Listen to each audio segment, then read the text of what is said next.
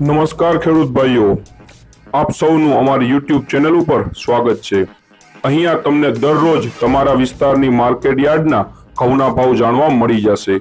એટલા માટે આ ચેનલને સબસ્ક્રાઇબ કરવાનું ના ભૂલતા। સમય ન બગાડતા ચાલો જોઈ લઈએ તમારા વિસ્તારના ઘઉંના ભાવ।